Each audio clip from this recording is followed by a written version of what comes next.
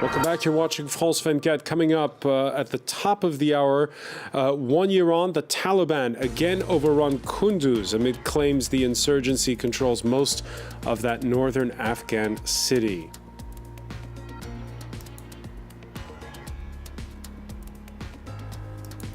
And we'll have more on that at the top of the hour. Also coming up, Spain's Socialist Party no closer to consensus after forcing out its leader, Pedro Sanchez, the feud over whether to allow the Conservatives to form a government after 15 months of political gridlock.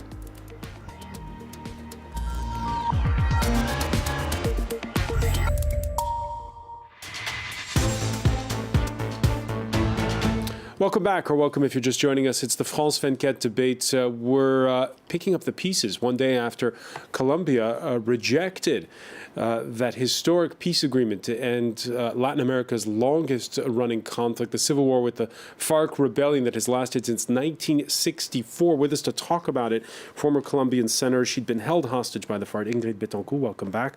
Welcome back as well to Samuel Hoyos, congressman for Alvaro Uribe's Democratic Center Party, who joins us from Bogota. Welcome back to the show.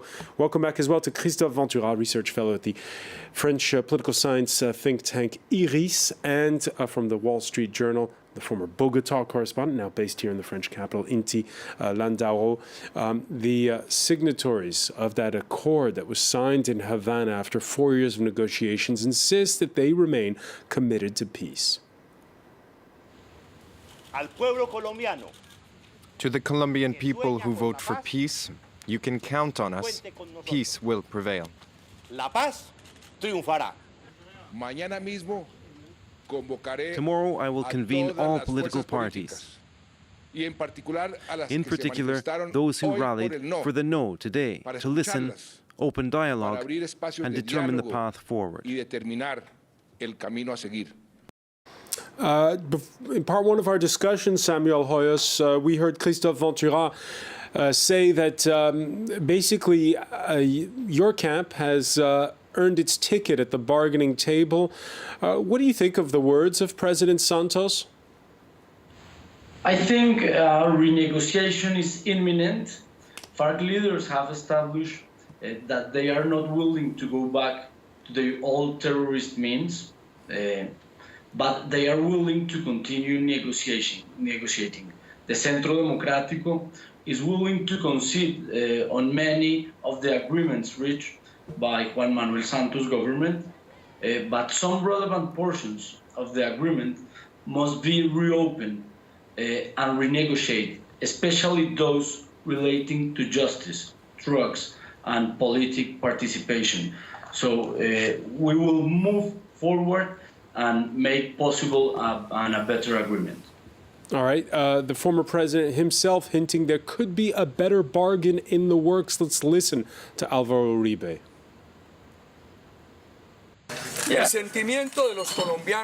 The Colombian people who voted yes, those who abstained, and those who voted no, all have one thing in common. We all want peace. Nobody wants violence. We ask for an end to the violence, for protection for the FARC, and for an end to all crimes.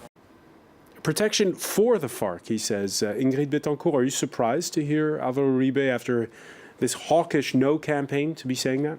Yes, I'm surprised. And I'm surprised because it seems like after all that has passed, it's like if the controversy was for so small things. If you hear Alvaro Uribe today, it's like nothing happened. I mean, what was the point of saying no to a referendum where things could have been negotiated before? It's kind of strange for me to see that now that they are accepting to come to the negotiation table after years of the government calling them to participate. So the only thing that I wish is that this is not just a strategy to push the bargain or the negotiating table to a break, to a point where what is going to be asked or demanded is unacceptable for the other party. I know that we have to make a better deal. I'm sure that the FARC understands that they have to accept that better deal. But I hope this is not just a strategy to make the peace an impossible deal. All right, you heard Samuel Hoyos say that for him the most important priority is impunity, the fact that he wants a new deal whereby the FARC is more accountable for crimes committed. Is that doable? Can a deal be worked out? Yes, but this is what we have. Actually, today, I mean, I suppose the thing is that if we go through the detail of the agreement, we have a tribunal whose function is precisely that one. Of course, we can put more commas and more points in the agreement and say, well, for this crime, you need to have not 2 to 7 or to 8 years, but 3 to 7 years. Those details we can. But what I think is that somehow my feeling is that. But this isn't a point of detail. We heard, for instance, groups like Human Rights Watch who didn't go to the signing because they said they thought it was too lenient for the FARC. Well, but what I think is that it's to be developed, and what the agreement allows is for that to be developed, to present case by case a solution that will prevent impunity to happen and to have justice. And what I don't understand, it's hard for me to, in a sense, what I think is that there's too much rhetoric. There's too much of trying to impede a peace process to go through because it's not the one you personally you signed. Christophe Ventura? Yes, 2 points. The first one is on Mr. Uribe. We can make some hypotheses. It's not sure, but hypotheses. We have to remember that this agreement benefits from a very strong international support, which is another contradiction in the process, that the vote was a negative when this agreement was internationally supported by almost all the world, the church, and also Washington and the United States. And I think that today everybody in the region, Latin American countries, governments, but also in Washington, Paris, Berlin, or whatever, I think that everybody understands that this situation can't become worse. I mean, if Colombia would come to a sort of instability because of the return of war actions or division within the FARC with factions, the one against the other, with violence, etc., or with the paramilitaries also, etc., it would become impossible to manage. So I think that there is a friendly pressure probably on Uribe to be responsible right now in the process who is going to start. So that's the first point. And the second one is about the agreement now and the question of the justice, etc. This is Colombia is a very interesting laboratory for what is called transitional justice. There is a special tribunal made to judge people for a crime war or crime against humanity with some for between 4 and 8 years you can be in jail, but no more. That's more or less the rule. The point is that it concerns the FARC, but it's supposed to concern also some people from the army, from the paramilitaries, etc., who are people who were traditionally behind Mr. Uribe. So another hypothesis is that we can't avoid the possibility that it's also a way to make a better deal also for them in the process. So that's what we will see in the future. Samuel Hoyos, your reaction? I think the agreement was a simulation of justice. Victims of Colombia long-lasting conflict decide that they want a real justice. They want those who hurt them to be held to higher legal standards that government was willing to offer. But do you agree with Christophe Ventura that both sides should be held accountable, and that when it comes to, in the end, what sort of transitional justice you agree on, that the rules are the same for everyone? I think we need a transitional justice, but crimes against humanity must go to jail, must repair the victims. It's not, we are having a discussion against a drug cartel with 5,000 rebels against a democracy of 50 million people. So they must accept our rules, and we can give them some better conditions, but they must accept a minimum of legal standards. Ingrid Betancourt, did you have the sense when you were captive that you were at the hands of a drug cartel or at the hands of a Marxist guerrilla movement? It was both. It was a drug cartel, and it was still a guerrilla group with Marxist kind of ideology. But you see, what I'm hearing right now, my only concern is the timing, because peace is about time. Today, we can have peace because the elements of this puzzle fit all together. But things can change and move very quickly. So we have, as a generation, the responsibility to bring to conclusion this option of peace. And this responsibility is not only the FARC responsibility, it's also our responsibility and Uribe's and his political party responsibility. So if they're going to flesh out a new deal, how fast do they have to go? They have to do it fast enough as not to break the momentum of the peace deal today in Colombia. It's going to be a pressure for us in the civil society. It's going to be a pressure for the FARC. The FARC, we know, has also elements that are extremist and that are not happy with this deal either.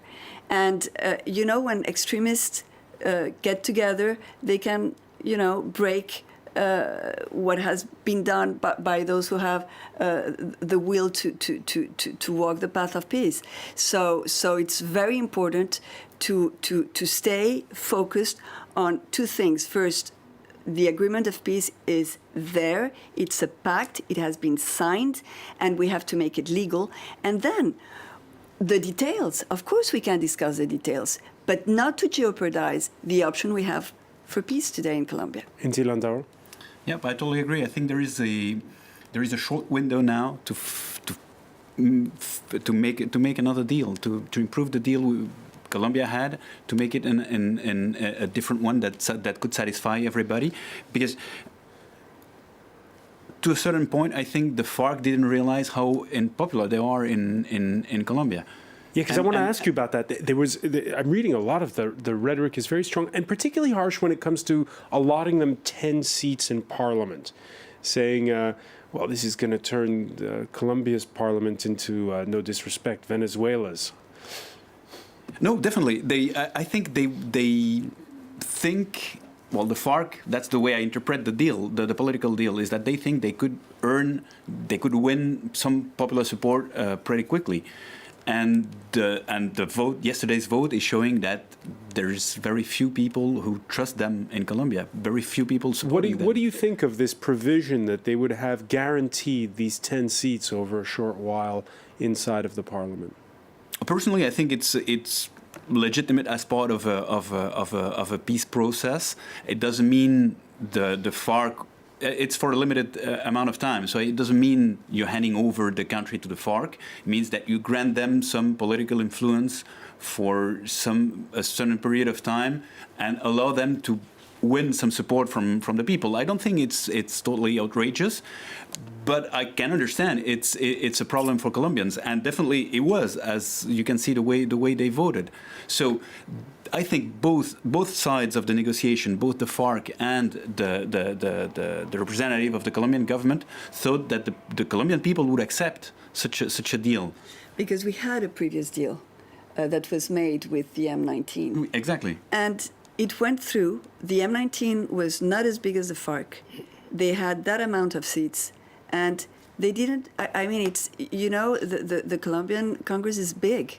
I mean, 10 seats over 160, 70. It's not enough to just make a decision. I think that we need to understand that more than rational facts, this is an emotional vote, and that the president and the leaders of the FARC have to respond to the emotional feeling of Colombians that the FARC has to amend. And it's true that, for example, for us who were victims of the FARC, we need to hear them really talking about what they did to us and how they rationalize what happened with, keeping in the jungle for 15 years soldiers and civilians. This is something that it's not enough to say, well, yes, we asked for forgiveness 5 minutes before signing the peace agreement. Mm-hmm. But this is a process. I think the vote is also a blow to the FARC, because they've been, for those 50 years, they've been fighting the Colombian state. They were saying they were representing the Colombian people somehow. Then comes the vote for the first time, and they I don't think they would expect it. They would expect such a. So right now they're saying they're ready to work to fix it, but could they then say, hey, well, if we're so unpopular, what's the point of bargaining? No, I think the window is really short, because within the FARC, there are some people, as Ingrid was saying, that are against the peace agreement, who want to continue the war. And these people can get empowered if the negotiation drags on. Samuel Hoyes, do you agree with that there has to be a new deal very, very fast? Yes, I do agree with Ingrid. We need a new agreement, a sustainable agreement. I'm not afraid of having them in Congress. I think that's a positive thing, but not for those who are responsible of atrocities. So we will look forward for a new agreement with FARC, with the government, with national unity, and it will be better for all of us. Yeah, I agree. All right, Christophe Ventura, let me ask you, because something that Ingrid Betancourt said about how when you vote in a referendum, in this case, it was it was an emotional vote. That sounds familiar to those who've lived the Brexit and those in Italy who are going to live a referendum that's coming up there in December that's important. Yes, I think that in this period, all referendums show us that there is a strong resentment of people against political leaders, governments in general. You can take all kind of questions. You have this emotion, this affect, which is very strong in all countries in different configuration. And I think it is also the case in Colombia today. But we have to underline, for example, the fact that people who are living in the conflict area voted for the yes to the agreement, when people living outside the areas where the conflict is, they voted for the no, and they voted 56% for the yes in Bogota. So I think everything is open. I mean, it is not a closed situation. So that's what we have today, and well, that's the point. Well, that's an important one. And Ingrid Betancourt, we're talking about areas that are impoverished, that were impoverished before the FARC existed, and that are still impoverished today. The big fear is that after a deal, there will be some kind of a vacuum, and we'll see this rise in criminality that you were talking about in the cities. Yes, that happened when there was this peace agreement with the paramilitaries. After a while, they transformed themselves into delinquency. This is, I mean, the challenge. The challenge is a peace agreement is just a piece of paper. I mean, putting it to work means that there are things that have to change in Colombia. The economical structure has to change. The social structure has to change in order to allow the people that are in the FARC. Of course, we can see that there are people coming from the cartels. The medium commanders came from the cartels. The big chiefs of the secretariat are educated. They were mostly, they went to Lumumba, the university in the Soviet Union. You have that kind of profile. But the people, the young people, they are peasants that had no option of doing anything else than getting into the guerrilla. They were living in misery. The girls, they had the option of becoming a prostitute or getting a machine gun and being recruited by the FARC. So we have to give them the opportunity that we give to our children in the cities. We have to give them the possibility of education and of a legal work that allows them to live in prosperity and in a dignified position without becoming cartel dealers or criminals. And the deal on the table in Havana, does it do that? It won't do that as part of the deal, but it's something that the society, Colombian society, has to mature in the way of.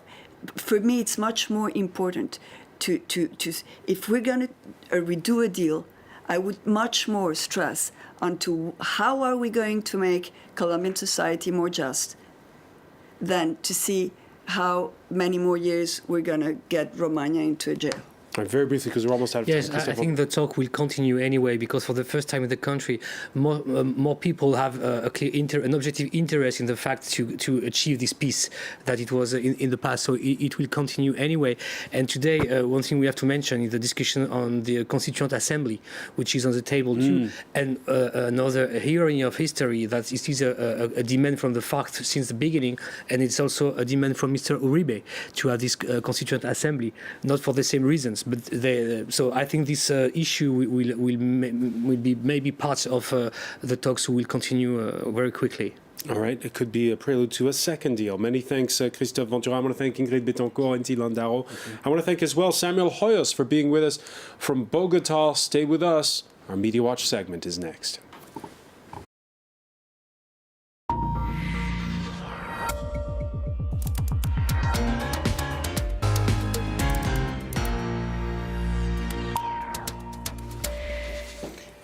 James Creedon, the Colombia referendum, we saw it was virulent on social media before the vote. How about after? Well, obviously, a lot of comment about the unexpected nature of the result. François, just a few comments. Big loser in Colombian referendum was the FARC, according to one point of view, which had rebranded itself as a peacemaker and a victim in the peace talks, infuriating voters. So that's one point of view that might give an insight. A nod to Inti's colleague there. Oh, yes. There you go, right.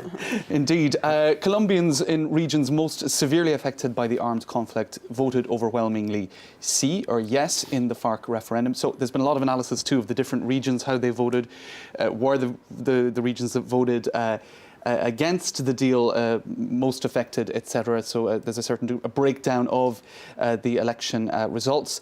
And of course, the inevitable comparison to another controversial referendum of later, a referendum result at least. First, Brexit, now rejecting the FARC peace treaty. The world has too many stupid people for a referendum to ever work. I'm not sure that's a highly editorialized tweet. But the Brexit comparison has been made elsewhere as well, notably in The Guardian. Colombia's Brexit moment as politicians misjudge popular anger at FARC amnesty. So that's just a look at some of the comments online, François. Of course, it's a day when this crucial moment is happening in a nation's history, in a continent's history. And it's overridden by a jewelry heist, it seems, on social media. That's right. The buzz is not necessarily linked to the gravity of a story or how many people that a story affects. So Kim Kardashian being caught up in a heist in Paris is really the buzz of the day online. You can see a lot of the American media are focusing on it in a way that reflects very badly, I suppose, on Paris generally and the French tourism industry. Kim Kardashian begged her attackers to let her live for the sake of her babies before they wrapped her mouth in tape. So details like that emerging before images of Kim fleeing Paris. So clearly the message that is being sent out is one that a lot of people in France are concerned about. A lot of the French media have been headlining on how Paris is being cast in some senses as a no-go zone for I suppose, luxury tourism. Le Figaro making that same point, the negative impact that this has on France's image. And I suppose after the recent spate of terror attacks, there is a somewhat disproportionate notion of danger on the streets of Paris, a country where, certainly having been speaking about Colombia this evening, there's a lot less gun crime in France than even in the US or any number of other countries. So I think it's been a little bit distorted. Ingrid Betancourt, has the coverage been better on Colombia or on the safety of the city of Paris? Well, I would say that people like light things. They do indeed, Diplomatically put. and bright things as well, bright rings, etc. Let's take a quick look at Kim Kardashian's Twitter account, because she's extremely active on social media. 48.3 million followers on Twitter, 28.9 million likes on her Facebook page. And as Slate.com says, she was a great advertisement for Paris. She was a great advertisement for Paris, because we're seeing, here she is arriving in Paris looking extremely glam. She's checking out the various shows along with her sister, Givenchy, etc. And then this rather odd image that went up on social media just 3 days ago of the very ring that was apparently at the heart of the heist. So look, it's captured the imagination. Is there a cautionary tale in all of this? Who knows? Maybe she had a sort of a premonition, some sort of a flash. But in any case, people finding it comical, disturbing, a whole range of reactions on social media. Some people are mocking her, which is others then are saying, don't do that. That's not nice. All right, James Creedon, many thanks. I want to thank our panel once again. Thank you for joining us here in the France 24 debate.